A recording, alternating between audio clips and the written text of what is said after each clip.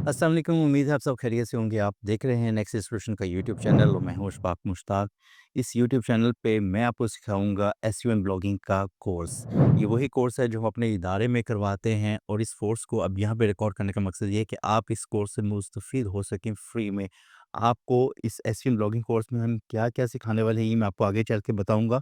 But before इसको lecture को start करने के आज का लेक्चर स्टार्ट करने के आज का लेक्चर है इंट्रोडक्शन के ऊपर कि एसईओ क्या है। SEO stand for search engine optimization और सर्च इंजन ऑप्टिमाइजेशन की भी डेफिनेशन मैं आपको आगे बताता हूं, बट उससे पहले हम सर्च इंजन को समझ लेते हैं। सर्च इंजन क्या है? बहुत सारे लोग आप में से जानते होंगे सर्च इंजन के बारे में। और सर्च इंजन एक ऐसा प्लेटफॉर्म है, एक ऐसा टूल है जहां पे आप अपनी इंटरनेट पे अवेलेबल रिसोर्सेज को सर्च करते हैं और अपनी मतलूबा नताइज को हासिल करके वहाँ से जो भी आपकी रिक्वायर्ड इन्फॉर्मेशन है, वो चाहे हाउ टू टाइप की है, आपने कोई बाइंग करनी है, कोई कंपैरिजन करना है, वो सारी इन्फॉर्मेशंस आपको वहाँ पे मिल जाती हैं। अब इसको अगर हम रियल लाइफ एग्जांपल के साथ अगर समझने की कोशिश करेंगे सर्च इंजन क्या होता है और ये कैसे काम करता है, इसके लिए एक बहुत मज़े की एग्जांपल है।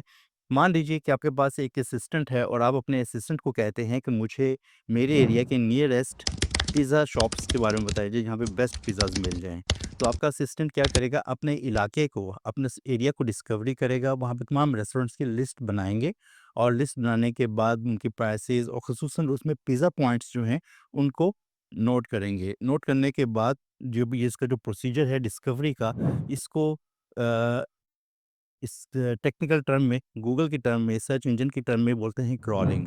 और क्रॉलिंग ही इसका एक दूसरा नाम है, स्पाइडर्स भी बोलते हैं इसको और इसको सर्च इंजन बॉट्स भी बोलते हैं। जो पहला स्टेप है डिस्कवरी का, कि इंटरनेट पे मौजूद मुख्तलिफ वेबसाइट्स को क्रॉल किया जाए, उनको डिस्कवर किया जाए, इसको बोलते हैं स्पाइडर सर्च इंजन बॉट और यहाँ पे इसको क्रॉलिंग का प्रोसीजर कहते हैं। तो जो असिस्टेंट ने पहला काम किया कि डिस्कवरी की, ये है सर्च इंजन का क्रॉलिंग वाला काम। सेकंड स्टेप में क्या करेगा, वो इन तमाम जो डिस्कवरीज़ की गई इनका रिकॉर्ड बनाएँगे, लिस्ट बनाएँगे और इस लिस्ट में मुख्तलिफ एस्पेक्ट्स, मुख्तलिफ जो फैक्टर्स हैं, किसी रेस्टोरेंट्स की लोकेशन, उसकी किसी ख़ास डिश में स्पेशलिटी, उसकी प्राइसेस, उसकी ऑफ़र्स और उसके रिव्यूज़, इनकी बेस पे उसको लिस्ट डाउन कर लेंगे, रिकॉर्ड का हिस्सा बना लेंगे। यही काम सर्च इंजन भी करता है। डिस्कवरी के बाद उसको एक रिकॉर्ड में सेव कर लेते हैं, अपनी डेटाबेस में सेव कर लेते हैं जिसको कहते हैं इंडेक्सिंग। अब इंडेक्सिंग वाला जो प्रोसीजर है, इसमें इंडेक्सिंग इन मुख्तलिफ क्राइटेरियाज़ की बेस पे उनकी रैंकिंग भी होती है। जैसे कि अब आप अपने असिस्टेंट से ये कहें कि मुझे एक ख़ास किस्म के जो पिज़्ज़ाज़ है, इटालियन पिज़्ज़ाज़, इसके रेस्टोरेंट्स बताए जाएँ और उसकी ये ख़ुसूसियत होनी चाहिए, वहाँ पे ऑफ़र हो या वहाँ पे रिव्यूज़ उसके अच्छे हों।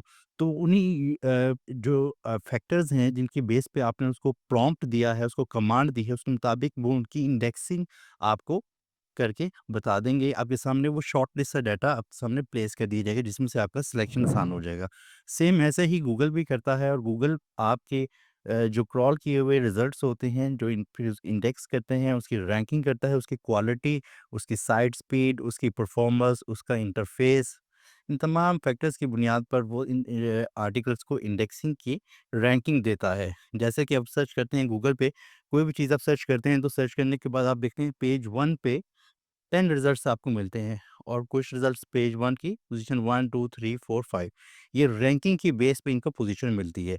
हम इस कोर्स में यही सीखेंगे कि ये रैंकिंग कैसे होती है और हमने अपनी नई साइट या क्लाइंट की साइट को इस रैंकिंग में टॉप पे कैसे लेके आना है।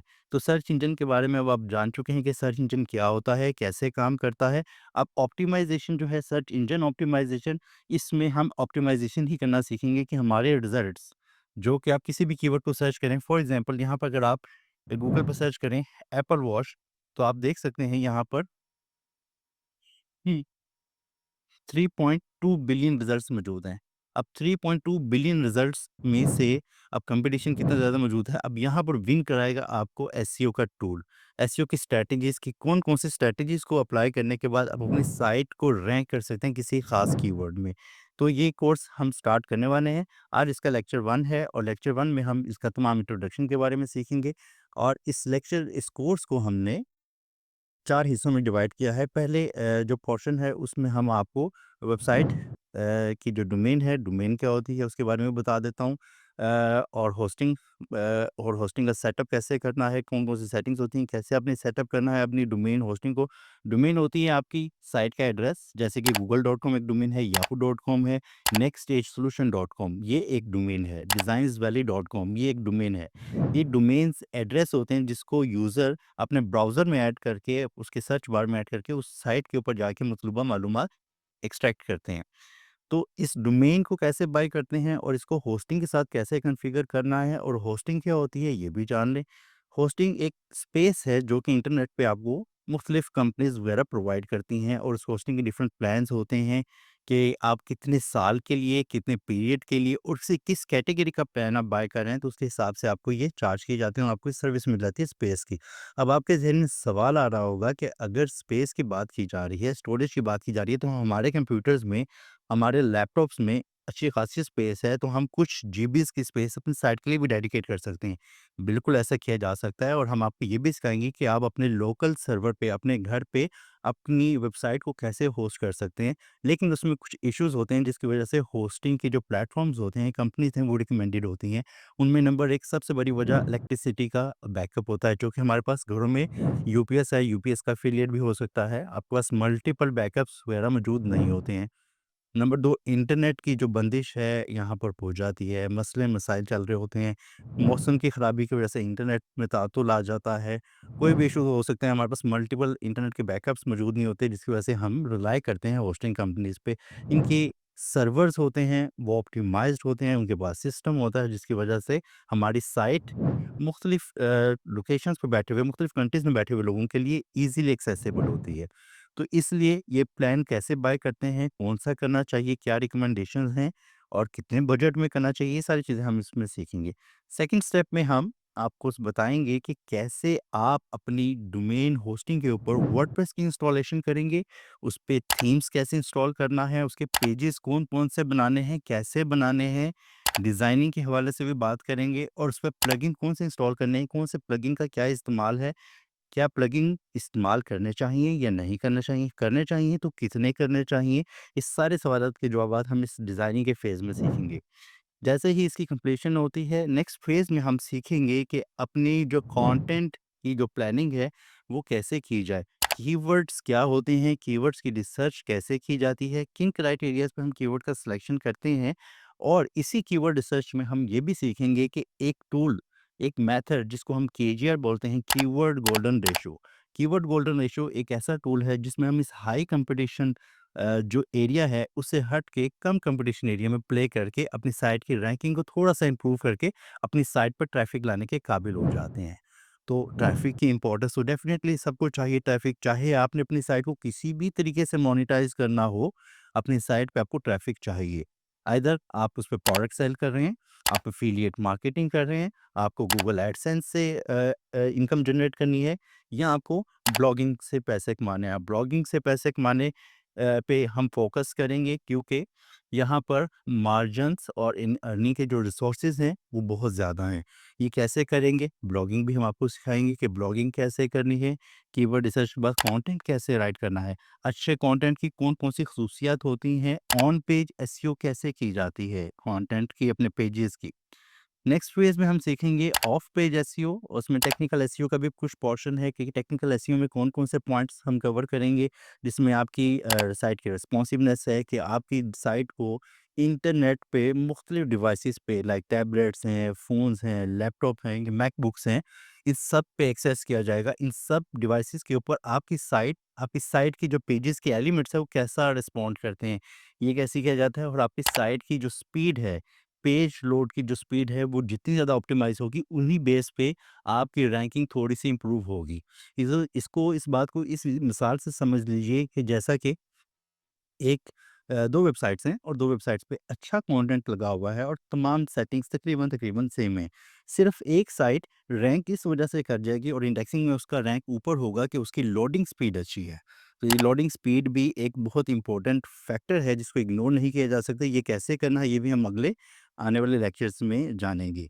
इसके बाद नेक्स्ट स्टेप है हम ऑफ पेज एसईओ, जिसमें सबसे जो मेजर इसका जो पोर्शन होता है वो फाउंडेशन बैकलिंक्स एंड जो आपके फॉरम बैकलिंक्स हैं, इसमें हम आपको प्रेस रिलीज़ के बारे में भी बताएँगे और बैकलिंक्स को कैसे बिल्ड करने हैं। बैकलिंक्स बिल्ड करने के कुछ फ्री मेथड्स भी हैं, कुछ ऑप्शंस मौजूद हैं, फ्री पे कैसे काम करना है और पेड बैकलिंक्स कैसे आपने बिल्ड करने हैं, इनके क्या फ़वाइद होंगे, साइट की ट्रैफ़िक, डीए, डीआर ये कैसे इम्प्रूव करना है, ये सब कुछ इस कोर्स में कवर करेंगे हम।